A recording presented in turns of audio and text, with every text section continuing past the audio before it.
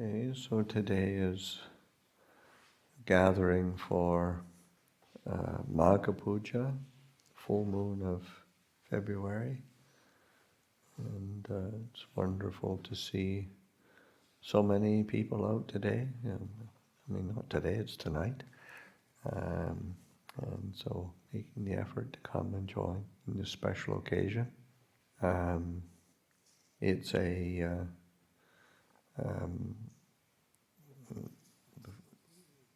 occasion of marking the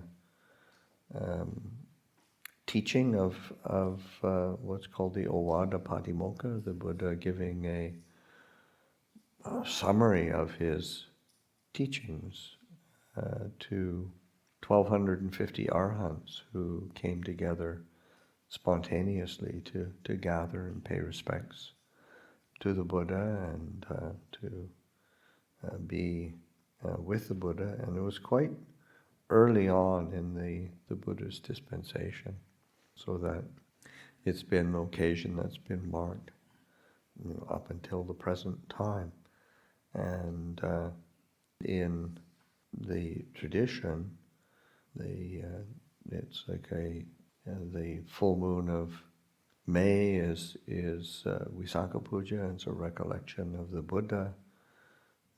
Full moon of July is the recollection of the Buddha giving his first teaching, Dhamma Sutta, and so that's a recollection of the Dhamma. And the full moon of February is a recollection of Sangha, so that this is a occasion to bring to mind the three refuges, but in particular the refuge of Sangha, of community, both the monastic Sangha and the lay community, the dispensation of the Buddha, or the kind of the life of the Buddha's dispensation is really has to be transmitted through people. And it's okay to have a book with a teaching written down, or a stone image of a Buddha.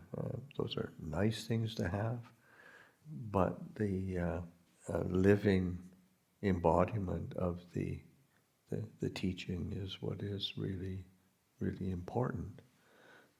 And of course that's, well, somebody else will do it, but it's us. That is have this opportunity, and it's important to recollect that this is a day to recollect the blessings and benefits of Sangha, and drawing close to the practice, and those who are practicing well. I mean, that's when we do the chant of the recollection of Sangha, we recollect the Supatipanno, those who practice well, Uchupatipanno, those who practice directly, Nyaya Patipanno, those who practice for practice insightfully, practice for the overcoming of suffering, Samichi Patipanno, those who practice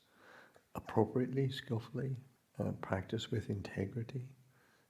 So that's and again, that's sort of, it's nice if there's other people doing it, but it's really essential and important that we fulfill those qualities to the best of our ability, and to really try to embody these qualities of Sangha. And again, it's not just the, say, monastic Sangha, but it is that's as in when we do recollect the Sangha in the regular chanting of pujas, the four pairs, the 8 kinds of noble beings. These are the Sangha of the Buddha's disciples, and it's the pairs are those who are practicing the path and have experienced the fruit of the 4 stages of awakening, stream entry, once returner, non-returner, and arahant, and that's not divided into monastic or lay, male or female or whatever. It's not. It is those whose hearts who have entered into one who practices well, practices directly, practices insightfully, practices with integrity. It's that practice in embodiment, living of the teaching, that is, of the Dhamma, of the truth that the Buddha pointed to. That is the important aspect. Also, another aspect of, say, Magha Puja, which I didn't know about, but in Thailand, this is it's called National Gratitude Day, and I'm not sure when it was instituted as a national day of recollection or holiday, or I'm not quite sure how it works, but I think that's a wonderful day, a National Gratitude Day. I mean, of course, in America we've got, Thanksgiving Day, which, everybody goes out and gets drunk, eats buffalo wings, and watches football. But, and I'll bet there's some strange things that happen in Thailand also on National Gratitude Day.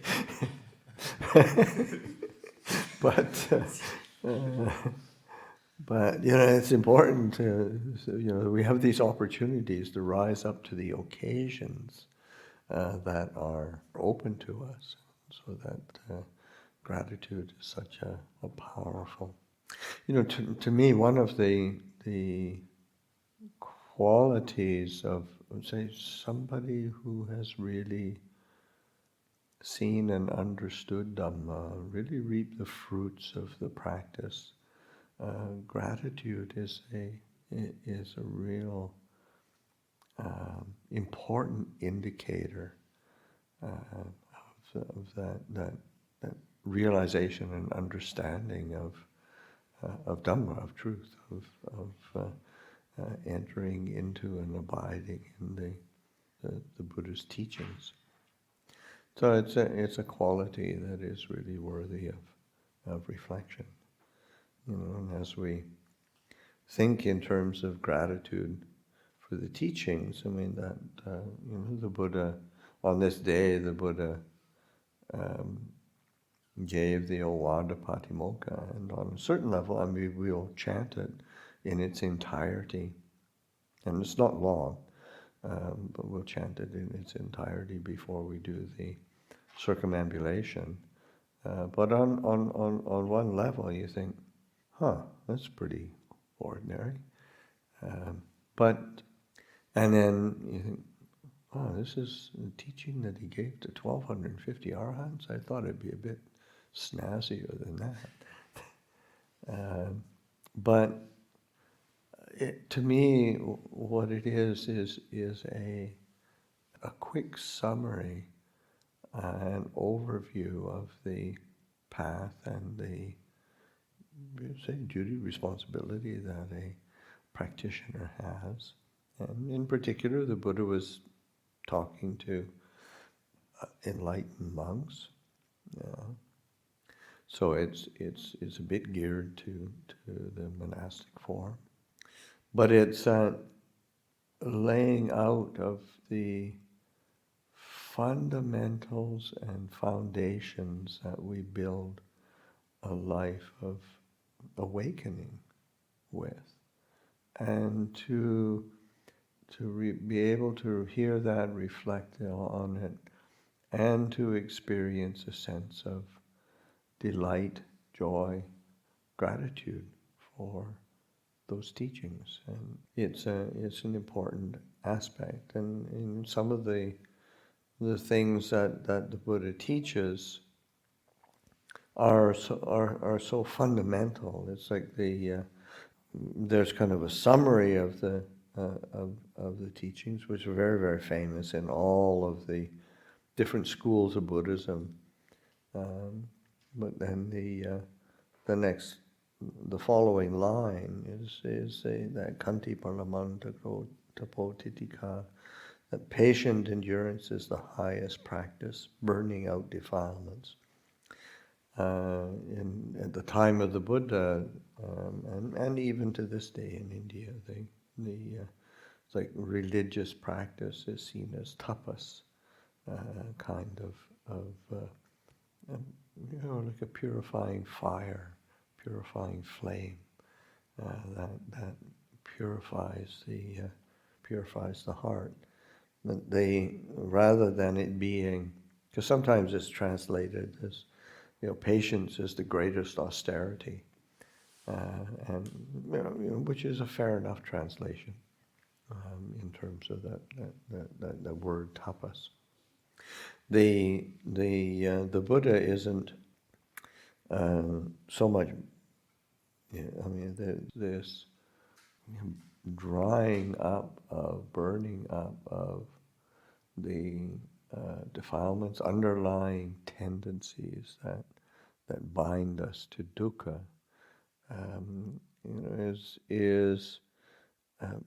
patience is such an important quality. And of course, I've been teaching for a really long time now, and it would be hard for me to recollect how many times I quote Ajahn Chah or speak from my own experience, and this is just learn how to be patient.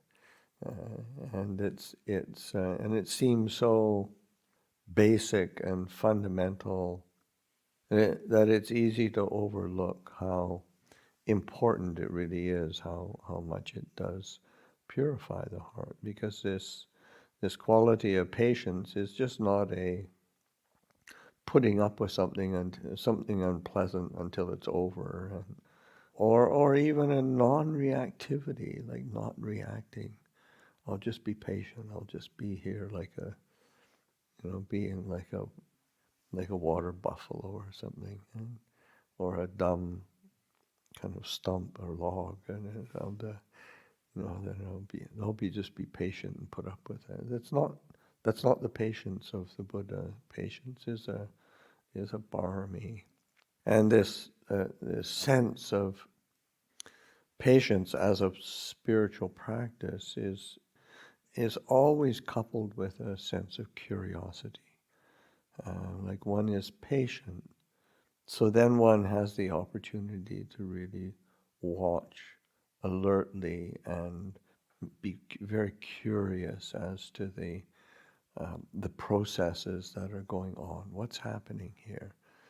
How does this work? How does this fit in with the Dhamma? Where's what is its cause? What is it? How to bring this about to cessation? How do I bring something into being in a skillful way? There's this sense of patience and curiosity, really working together, being kind of married to each other, really, for patience to be really functioning appropriately or really in accord with Dhamma. So that sense of that alertness and interest, which is also that one of the ways that I tend to translate sometimes there's a set of teachings that the Buddha gives on the four bases of spiritual accomplishment, the four iddhipadas. And the very first one is chanda, which is desire, but desire as interest. Desire as kind of interest, as motivation.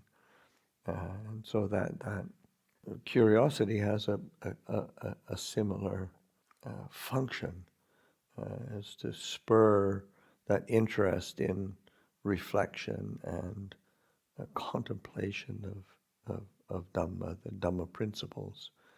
So as we develop any aspect of the path, any aspect of our practice and training, there really does need to be this quality of patience and curiosity, and the patience is a the patience of the patience of a meditator, or patience of a Buddhist practitioner, is more the patience of say, like of a scientist that is really exploring an experiment and seeing how does this work? How is this going to work? Rather than just trying to plug something into a formula and somehow get a result that's satisfactory. I mean, there'll be a result, but will it actually satisfy? So and the result in Buddhism is complete freedom of heart, complete peace, and an experience of the ending of dukkha.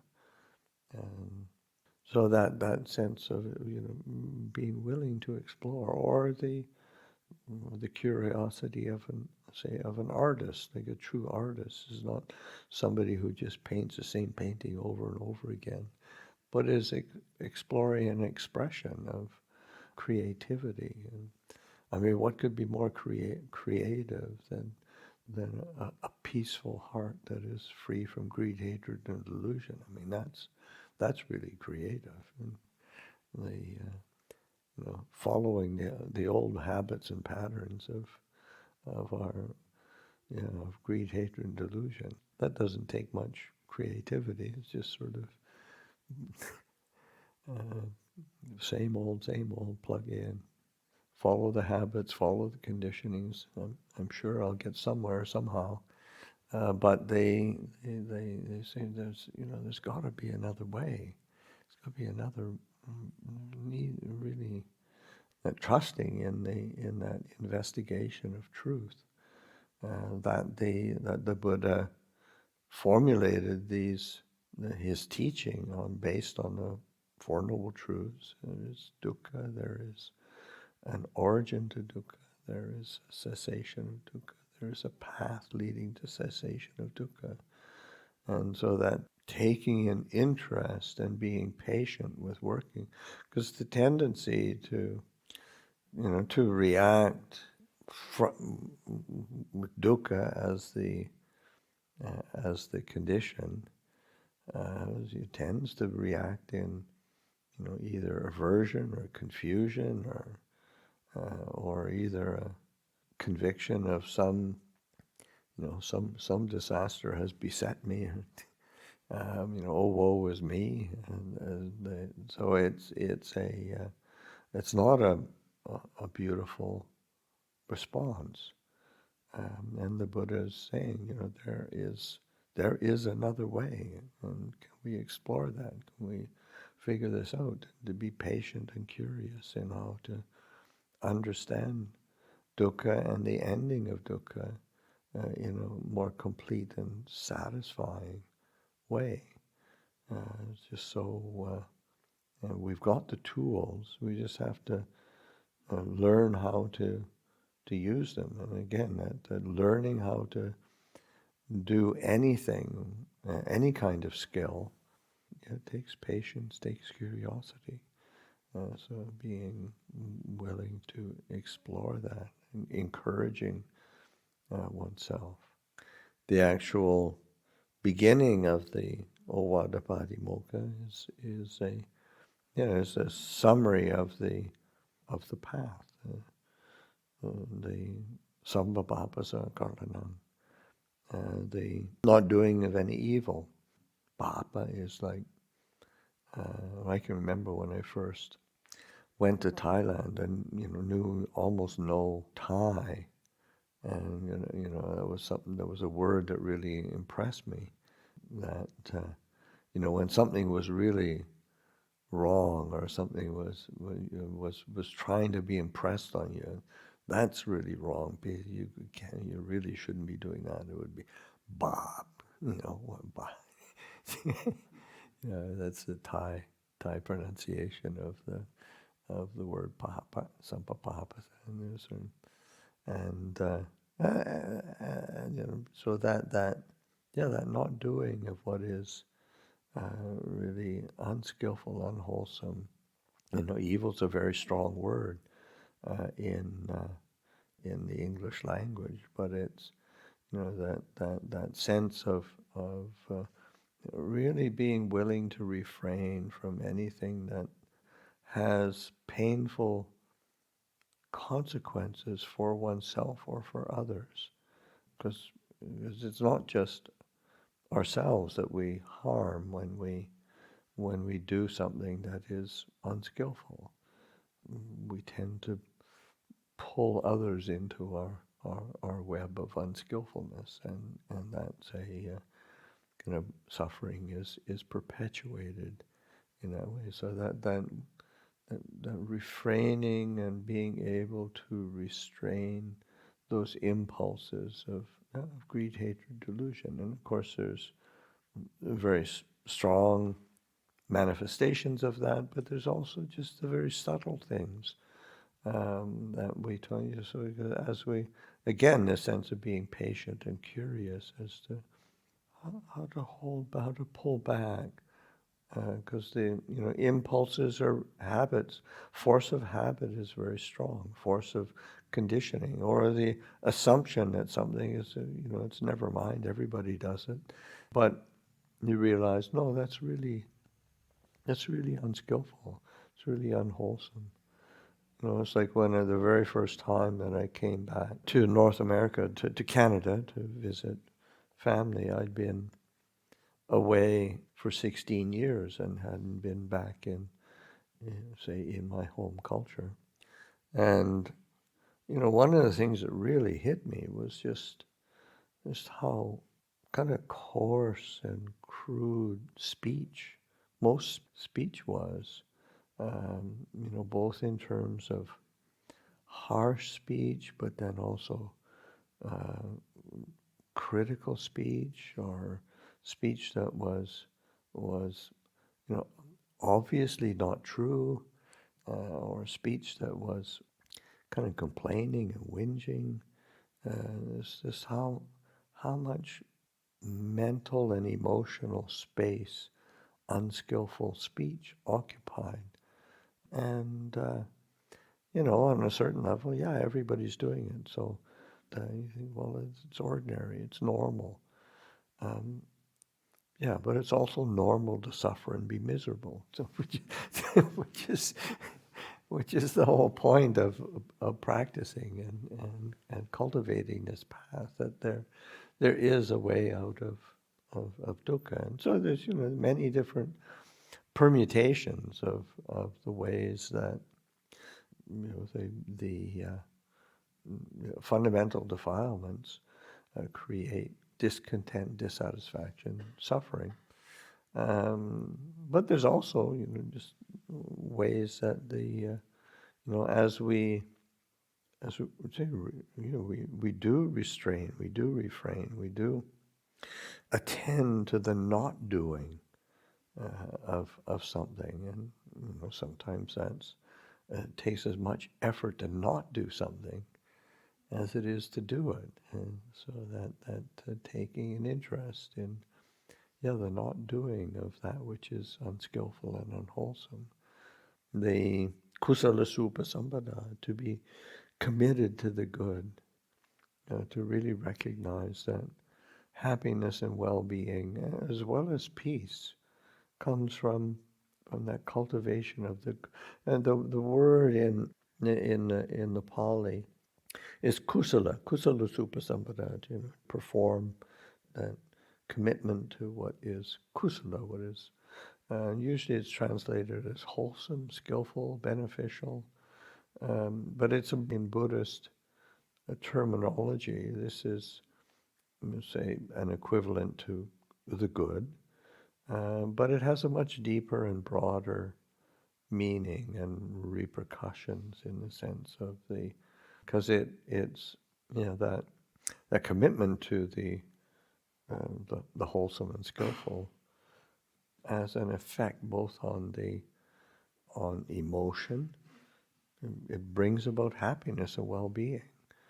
On the mind itself, it brings about clarity and more stillness, stability, steadiness, because it is clear. It's not agitating, so that the kusala leads to a clear mind, a happy heart, and it leads to peace. This is peaceful, to be committed to the good. It's not just good and kind of feel warm and fuzzy about it. It's good and feel really clear and bright and peaceful. This is so that sometimes this injunction that the Buddha gives in the Ovada Patimokkha is equated to cultivation of sila, samadhi, panya, which is fair enough. It's true.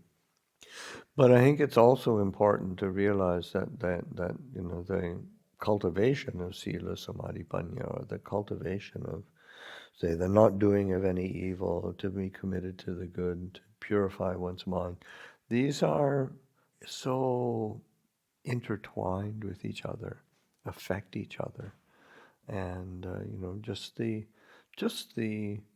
that commitment to virtue or sila, or the not doing of the unskillful, that in itself is wholesome. It's a brightening quality.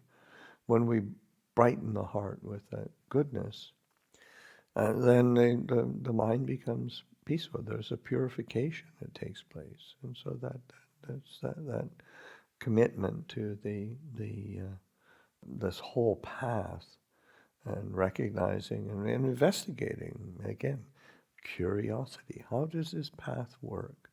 How does it support each aspect, support each other? That's something to be really curious about, and that is really is a basis for growth in this Dhamma and discipline.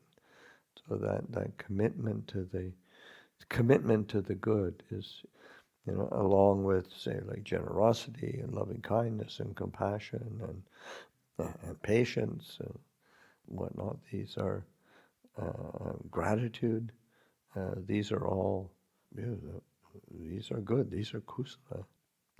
But they also have a function of settling and stabilizing, steadying the heart, so that there is a stability of mind and of heart that is one experiences samadhi.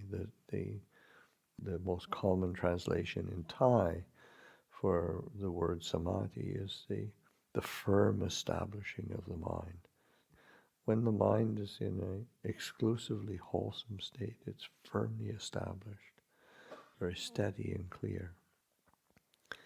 The Sacitta Parliyotapanam, that purification, to purify one's mind, purify the mind, purify the heart. The whole path is supporting that, is facilitating that. But on a certain level, when we think in terms of purification, there's different ways of looking at it. Certainly, just the relinquishing of greed, hatred, delusion.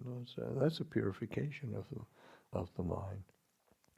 A real deep investigation of the Four Noble Truths of dukkha, cause of dukkha, cessation of dukkha, path leading to cessation of dukkha. It's a purification of the mind. But I think also one of the things that is just so essential is just that contemplation of self and relinquishing of the self position, the I position, the I, me, mine program or obsession that we have. It's like being able to see clearly how there's a huge difference between say, there being thoughts and there being my thought, or an emotion, a feeling, a reaction.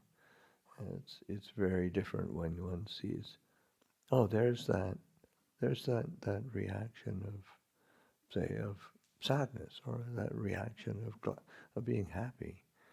Oh, that's something really pleasurable. Where there's a big difference. So this is my pleasure. This feeling of sadness is mine. It's like that. The grip of me and mine comes sort of rising up from the depths of one being and grabs one by the throat. And it's just so oppressive.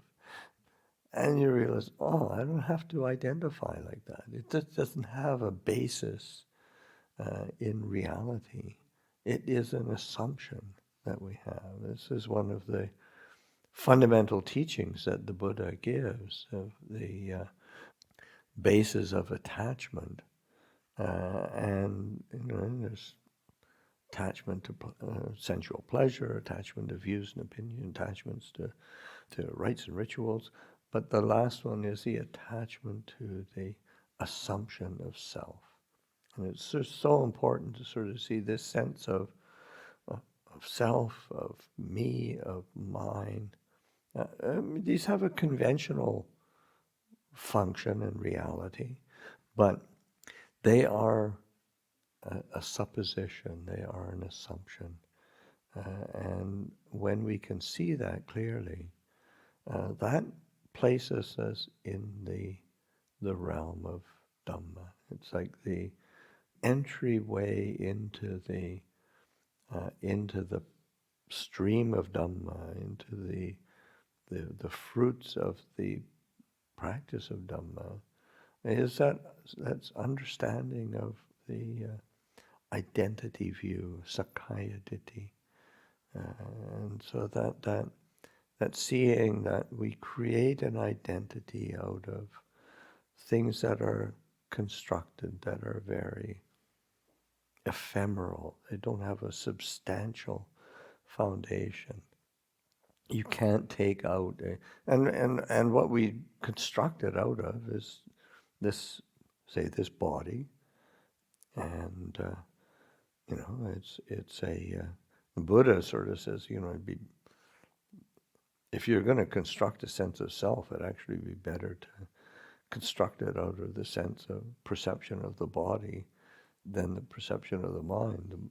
The body at least lasts for 60, 70, 80 years, but the mind doesn't last for hardly a second. It's just flitting here, flitting there.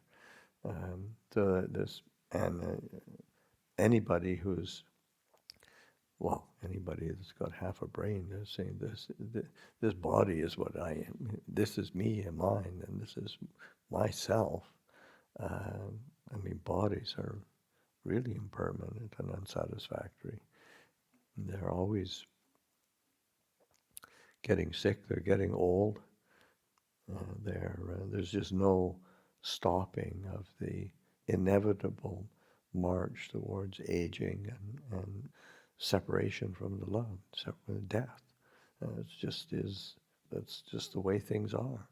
But then really what is more subtle is that attachment to our thoughts, our emotions, our views, our opinions that are mind formulated, but they're based on feeling, pleasant feeling, unpleasant feeling, neutral feeling, perceptions of memory and association, the thought construct itself, whether it's wholesome or unwholesome, and consciousness, that weaves it together and it seems substantial.